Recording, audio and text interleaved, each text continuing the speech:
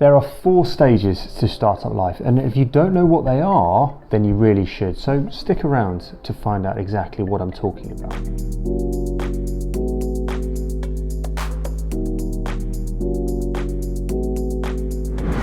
My name is Patrick. I am one of the founders of the Founder Revenue Academy, and we have helped literally hundreds of B2B startups. We believe that there are 4 specific stages every single founder of a B2B business will have been through. Stage 1 is MVP, minimum viable product. Stage 2 is problem market fit. Stage 3 is product market fit. And stage 4 is platform market fit. Now, you've probably heard of the MVP and product market fit ideas, but maybe not as familiar with the problem market fit and platform market fit. This idea that it might even sound a little bit made up, but they're very real stages. And so what we're going to be doing is we're going to be going through each one of these stages and dissecting them, understanding what they are, so defining them, understanding their purpose, understanding their characteristics, their indicators, so you know whether you're in that stage, and then a little bit more about what other things to check for, so you know what stage you're in and how you're going to accelerate into the next stage. The order is very important here, so the way that I've laid them out is the way that a business will go through them logically. So without further ado, let's jump into the first one. The first one is the minimum viable product. Now, this is a particular stage where you are going to have a very limited core functionality, maybe 2 or 3 features, something like that. You're going to be asking perhaps friends and family or a couple of colleagues who aren't involved in your project to basically test it out. MVPs are intended to check out things like technical feasibility, customer interest, or user interface, basically trying to elicit customer feedback. The characteristics are that it's going to have a very limited feature set. A word of warning in there, you want to be releasing your MVP with a very limited feature set, not getting bogged down in different features, because that's something that can take a lot of time. You're also going to be wanting to test it very quickly with a few choice amount of people. Characteristics of your MVP are going to be a limited amount of features, limited amount of users, rapid iteration, rapid innovation, and also pivoting where necessary. How do you know you're at the MVP stage? This is when the whole process of the MVP is rooted in the scientific method of you start with a hypothesis, you then test that hypothesis, you gather data, gather results and feedback, you iterate on it, and then you go back round. That particular flywheel is something that you want to do very, very quickly and lots of times, especially in MVP, because you're eliciting real-time feedback from the market, and that's going to dictate how you can move from MVP into stage 2, which is problem market fit. The definition of problem market fit is when you have a clearly defined use case, a clearly defined pain point, and a clearly defined buyer persona or intended audience segment that you are designing this product or service for. The purpose of the problem market fit stage is a validation effort. You want to make sure that you have had it validated that the market is willing to pay you or have it enter into some sort of transaction in order to get your product or service, which is a better way round, or they perceive it to be a better way round of doing whatever it is that they were trying to do. It's important to remember here that if you are designing any kind of product or any kind of service, there will be an alternative workaround that the market has been doing up to this point. The new market entrant or your new product is a better way of doing something that is already being done by an alternative means. So it's important to remember that, especially when it comes to context when you're talking to your market. The characteristics of this particular stage is that you're moving away from an initial validation of the very limited feature set into a validation of a specific pain point. As I said, that's the pain point that people are willing to pay money in order to get rid of, or do whatever it is that they're trying to do is to be done quicker. The kind of key indicators that you're going to look for in this particular stage is that you're starting to elicit real-time feedback from your customers. You're going to be gathering qualitative and quantitative data in order to make informed decisions when it comes to things that you might need to do with regards to scaling your business. There's going to be value proposition refinement. Just because your value prop was something that worked MVP stage doesn't necessarily mean that same value prop is going to be working for your problem market fit. You're also going to start bringing in some sort of semblance of a sales process or a sales methodology and looking to try and document that as the first few customers come on board. You want to be making sure that you're documenting all of these particular processes in SOPs, or what's more commonly known as a playbook. You know you're at this stage when you are responding to customer feedback. You also know you're at this stage when you are understanding how a sales process can be run, a little bit more about your ICP, more about your buyer persona, and starting to generate this kind of data which shows that on average people pay us X amount for this particular product. It takes Y amount of days. It takes 4 opportunities for us to originate in order to close 1, i.e. our win rate. And this is how many opportunities we need to try and hit our financial goals. All of those, interestingly, are inputs into the sales velocity calculator, which we'll do another video on, but that's basically how much cash is flowing through your business on a daily basis. In terms of customers, it's a good idea to think of you're going to be in the problem market fit stage up until your first 10 customers. Those first 10 customers need to be done or sold by the founder themselves. So if you're watching this video and you're a founder of a B2B tech startup, those first 10 customers are going to be coming from you. So that's a very important thing to remember. You can't outsource, or you shouldn't outsource those first 10 customers, because you need to know as a founder what it takes to actually get that full transaction done, and then you can help people who are going to come in after you to be able to do the sales when you are stepping back from it, which is fundamentally what all founders want to do. But once you've done that, then you're starting to have a bit more data, a few more customers, revenues growing, and then you can get into stage 3, which is the product market fit.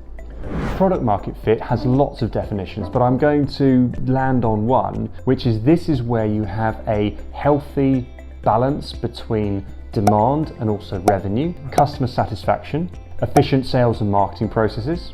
You're optimizing growth and you're acquiring more customers than are churning effectively. This purpose is scaling and being able to create an optimized scaling and growth culture and strategy. If you're running a recurring revenue business, let's say, you're going to be looking to increase the amount of net new businesses or net new logos that are using your product, but also you're going to be getting to the stage quite quickly where you're going to have onboarded and sold to businesses 12 months in the past, then are coming up for the renewal. And this is where some real impact and some real growth can be had, because not only are you going to be making sure that net new logos are on board, you are going to be retaining customers. And right now, I'm recording this video in 2023, the NRR or net retention revenue, how much revenue is going to be generated from your current book of business and being able to have attracted any churn customers or things like that, that is the metric that you're going to be considered about whether you are a healthy business or not. Being able to retain customers and constantly have a positive impact on their business that is recurring. All right, so that's a really, really important point, and that really comes at product market fit. Characteristics are going to be a robust business model. You're likely going to be having a marketing team, a sales team, a customer success team. They're probably going to be managed by a VP, something like that, all rolling up into either you as a CEO or maybe even an individual who is termed the Chief Revenue Officer. But you're going to be scaling this out, looking at how you can generate engagement in your marketing efforts, improve on execution in your sales efforts, and looking to increase expansion with your customer success effort. So think of it in that way is really quite a neat framework. So you've got engagement with marketing, execution with sales, and expansion with customer success. There's one particular definition that I quite like for product market fit, and this is where you're growing but you don't really know why. And I think that can be quite a good way of thinking, well, you've been through MVP, you've been through problem market fit, this where it feels really, really difficult and bashing your head against a brick wall, and that can be really challenging. Whereas if you go into the product market fit and everything just starts to move very, very quickly, then that can be where some have argued product market fit has been achieved. You're growing, but you don't know why. In terms of customer numbers, it's going to be dependent upon your average sales cycle and also your average order value as well. But I would say anything up to about your first 100 customers, you're very much going to be in product market fit. And that might, in terms of revenue, it's quite difficult to say, but I would say sort of anything over maybe 5 million ARR, something like that. The reason I say that is because you might have onboarded a first few customers who are paying you a lot of money, but you've had to do some very custom work for them. So actually they haven't bought the product that you were originally sold, but you've taken the money on because you needed the money as a startup, which is perfectly understandable, but you aren't necessarily selling the out-of-the-box solution you intended. It's all bespoke, custom. It might even be some professional services work as well, so non-ARR, which is what ARR, annual recurring revenue, that's what VCs look to value businesses. They don't value, or they don't incorporate into their valuation of a company, the non-ARR or the PS elements, professional services elements. So that's something to be aware of. So first 100 customers, I would say that's very much still in the product market fit stage. Finally, stage 4 is platform market fit. Now, platform market fit obviously takes quite a long time to get to, and this is where your particular product has been effectively opened up to the market. It can integrate with third parties, maybe through API endpoints or something similar. You are able to have your particular product built upon it.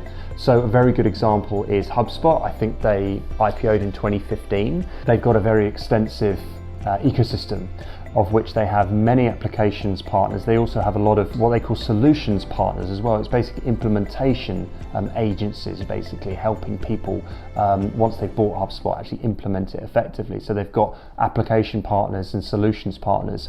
So that whole ecosystem is a really good example of a business that's absolutely achieved a platform market fit. The purpose of this is to cater to many different segments, many different verticals, many different geographies. So a business that has achieved platform market fit is likely going to have sales teams in the US, sales teams in EMEA, sales teams in APAC, and they will have maybe segmented them down even further into different verticals, and they could have gone into enterprise, mid-market, SMB, something like that. So it's catering for the market.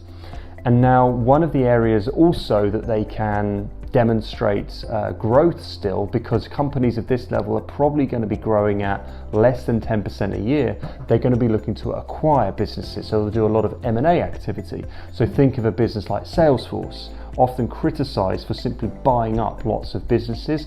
That's how they're achieving this year-on-year growth and maintaining that trajectory as well. So how do you know you're at this stage? You've got a thriving ecosystem, you've got a lot of customers, and you've got a lot of other businesses wanting to partner. This, I mean, you will have easily gone into your channel sales, your indirect sales efforts there, your affiliates, that kind of thing.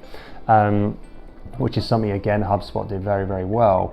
In terms of customers and revenue, very difficult to say. I mean, you're going to have probably over 1,000. You might even be getting into this, certainly into the 8-figure annual recurring, maybe even the 9-figure recurring revenue for this, because those kind of revenues are going to be required for you to effectively be the beachhead that a lot of other applications are going to be wanting to build on top of. So to wrap up, there's just a couple of things to talk about. So as a reminder, the major 4 stages of any startup life is going to start with MVP, then go to problem market fit, then product market fit, then platform market fit. The reason it has to go in this order is because you want to be able to, well, you need to be validating that you've actually got something with limited functionality from a few users and eliciting some sort of feedback and rapid testing. Then you want to have validated a particular pain point for a particular audience that you're going to be focusing on and looking to initially get a foothold in this market. Then you're going to be looking to onboard and actually go through all of the different sales processes at least, over 10 times at the early stage, but a lot more than that, and bringing in new teams to help you as a founder. And then you're finally going to be moving into where your particular product is something that the businesses are wanting to build on top of. You can integrate with them, and it's this whole combined ecosystem. So I thought it was very important to do a video like this to ensure that startup founders knew that you've got to go through these stages. In terms of duration and time, you just look at businesses like Datadog, Snowflake, Okta, Encino, those kind of businesses that have really got that coveted hockey stick style of revenue generation. Not only are they looking at the net new revenue that they're getting, they're also focusing on their customer base and their expansion revenue, which is really, really important, especially now. So don't shortchange your customers by focusing purely on net new. So that wraps up today's video. So hopefully you found it useful. And if you did, consider subscribing to the Founder Revenue Academy channel, where the link is going to be below. We do lots of videos like this where we're really looking to identify common problems for a particular founder and also their solution. So make sure to check that out. Thanks for watching, and I shall see you on the next one.